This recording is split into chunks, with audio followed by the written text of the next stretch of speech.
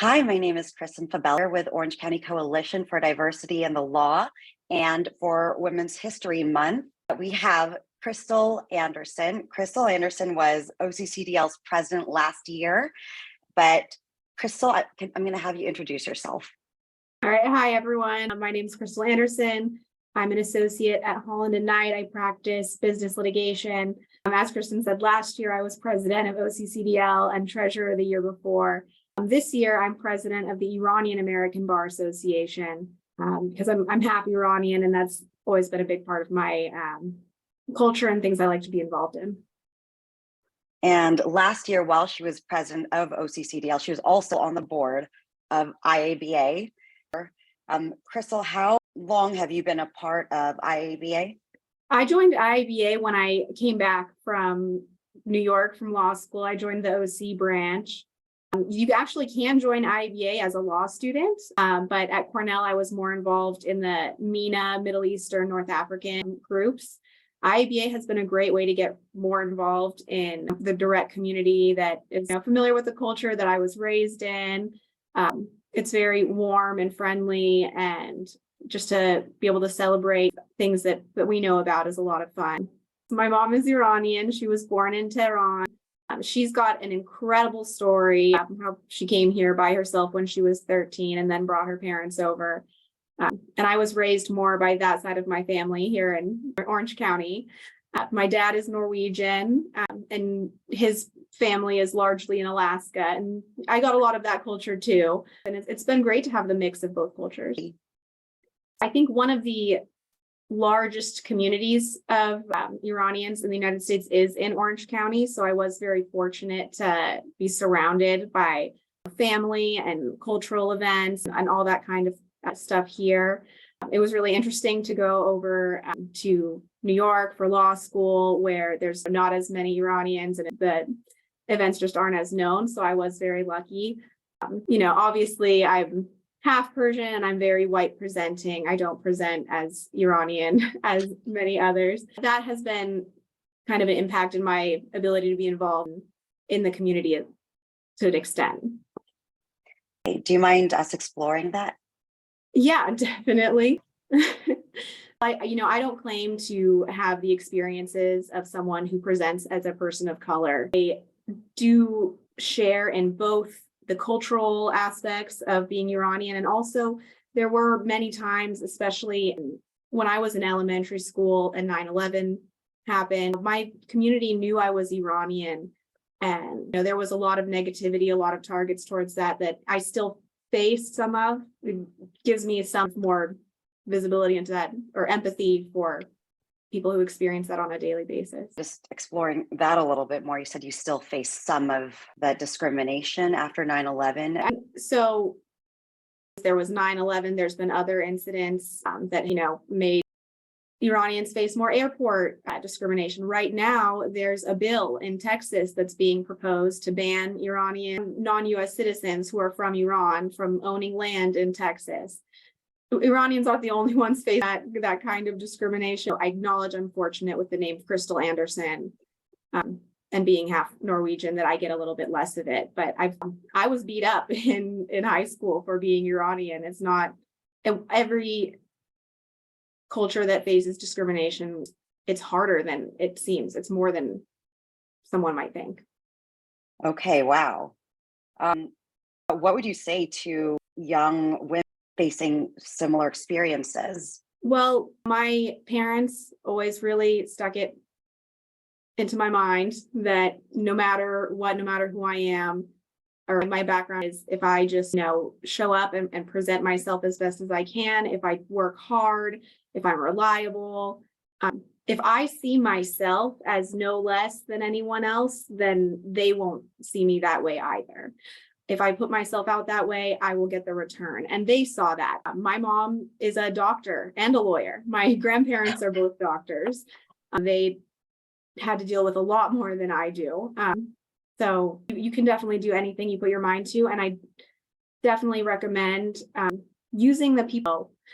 Community is massive. The Iranian community is very, very warm. and they want to take you in and welcome you. So if that's a route you want to take that route. If you've got another community you can dig into, I'll see how you can get involved. It doesn't take that much time. They don't want much from you except for your interest, and they want to give back to you. So anything, you give to an organization will be given back tenfold and should help you on your rise. What made you decide to become a lawyer? For my mom is a doctor and a lawyer, and so I was given some guidance. Also, as any Iranian will attest, our parents tell us we have 3 options to be a doctor, a lawyer, or an engineer. And I'm not that great at math, so doctor and engineer were out the door. But being a lawyer, as I've continued on the path, I've learned how much of an impact you can really have being a lawyer. In my Iranian American Bar Association experience, I saw them filing lawsuits against the travel ban and actually having an impact in negotiating with President Trump's administration about what should be done. Right now, there is, as I mentioned, the Texas bill. We're doing things to address that. There's a California State Bar census issue where we're trying to have a MENA checkbox instead of just including MENA within the white community on that census. And I'm seeing the results of that happen and the impacts on people from it. People are happy. It's very fulfilling being a lawyer. Okay, so I wanted to ask you more about your law career, but the MENA checkbox, it's 2023. Can you tell our listeners what this issue is about for them who may not know about it? Right. Well, the State Bar keeps track of its attorneys in a similar type census to the U.S. Census. Several years ago, the U.S. Census was amended to include Middle Eastern and North African as a category for ethnicity to identify yourself as. Before that, if you were Middle Eastern or North African, you would either identify as white, or if you identify as Black, you would put that, or what you feel comfortable putting, but there was nothing really for that area. Again, I acknowledge I'm white presenting, but most Iranians do not look white, most Middle Easterners. There's a unique look over there. There's a unique culture. There is a unique history, and just lumping them in with another group doesn't really show what we have. So there's a petition to add that MENA designation onto the State Bar forms. And hopefully they'll be open to it and add it, considering the progress that has been made otherwise. But for a long time, there's kind of just been this erasure of Middle Easterners by including them with just Caucasian. And we, love to see that separation and recognition of who we are. A lot of Persian culture has been lost. Most of what we know about Nowruz is from a fictional poem that recognizes the history there. And, we hope to be able to keep as much of that history moving forward as we can, just to share that background. IABA is doing an event for Nowruz, right? Yes, on March 23rd from 6 to 8 p.m., we are having a celebration at Barcode Lounge in Tustin.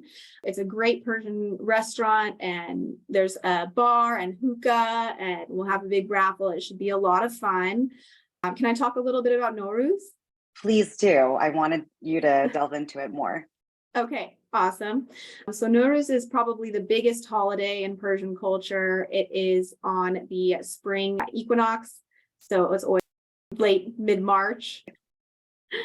So it's the first day of spring. It's the new year. I mentioned it came from a poem. There's a book called the Shahnameh, which is one of the longest poems in history. It's 600,000 lines long or something like that. It's a large book.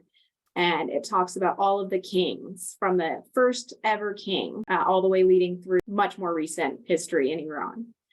And one of the first kings was named Jamshid, and he was so great, and he, brought all this technology and clothing and things to the people and ruled for 700 years and was the best king ever. And one day the people all lifted him up into the sky on a bejeweled throne, and he took that throne and rose into the sky and declared the day Nowruz. There are a lot of different traditions that go along with Nowruz. There is a fire jumping celebration on the Tuesday before.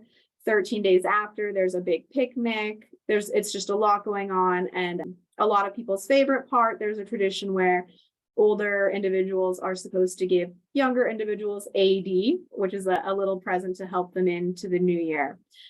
There's so much more I could say, but if you come to our event on March 23rd, I can give you more details, and it's a lot of fun. So I hope to see you there. Do you have any specific celebrations that you and your family do? Yes, I'll go through 3. Sure. First of all, on Nowruz, you always have a family dinner.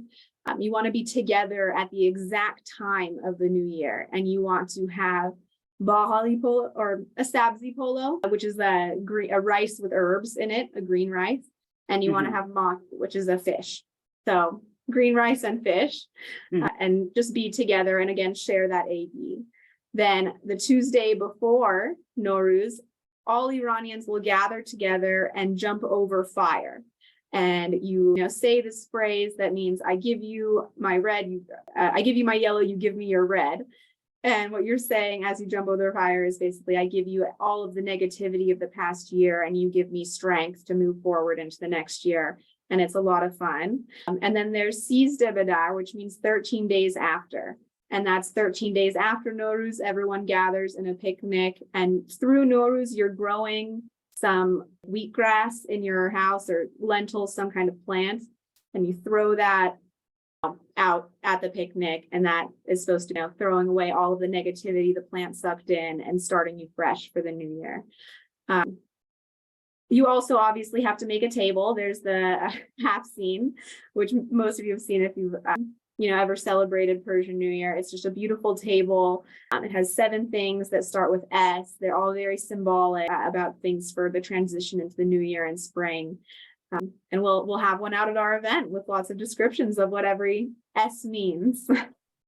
Other than your work with IABA, you are a full-time attorney. You're at Holland Knight.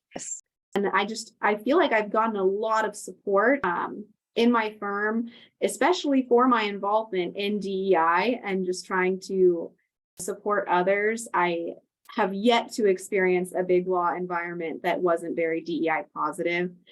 I hope the same is at other types of firms, but find a place where you will be accepted for that and be promoted for that, because that's the kind of place I would want to be, somewhere that encourages inclusion. And for those who don't know Krystal, she is bringing to light what is going on in her home country. Right. And that's a little tied into my work with IABA. Obviously, everything going on in Iran right now is very tragic, also very inspiring. Some people, their initial reaction is there's always conflict in Iran, but this is very special, what's happening in Iran right now. And it's a matter of women's rights. It's a matter of human rights. It's the first women-led revolution in history that I'm aware of. And they are being stifled in terms of being able to spread the word about what's going on in Iran themselves. The internet's being turned off. We're hearing from our family members when we can't even get in touch with them. They're being told a lot of lies. It's very difficult to get things out. So I'm trying to do my part, share on social media wherever I can, credible information about what's going on in Iran, or information that might get people more interested in what's going on in Iran. Because while it, is far away, it doesn't directly impact us. It's almost scary to think about how fast things changed in Iran. It was only in the 70s. My grandma is a doctor, and she walked the streets of Iran with her hair down in short dresses, and things changed very quickly there. And that could happen anywhere. And just being aware of it and seeing how it turns out is important. Before we go, if you don't mind sharing one piece of advice more, if you can, especially those who are very much concerned about what's happening in their own country. I think it was Mr. Rogers said a long time ago, was look for the helpers. In any situation, there's someone helping, and there are so many. If you search on LinkedIn or Instagram, just Iran, women, life, freedom. If you add lawyer, there are tons of lawyers who are working actively to share information, get things out, provide opportunities to help, make sure, the law is clear on if you can send money to Iran and back right now, all those different things. if it would make you feel more fulfilled to get involved or to donate to those organizations and people that are getting involved, do so. Most firms at this point in 2023 recognize you're a real person, and you can always talk to them and see how they can, make room for you to do that for yourself too. And I think you'll find that support.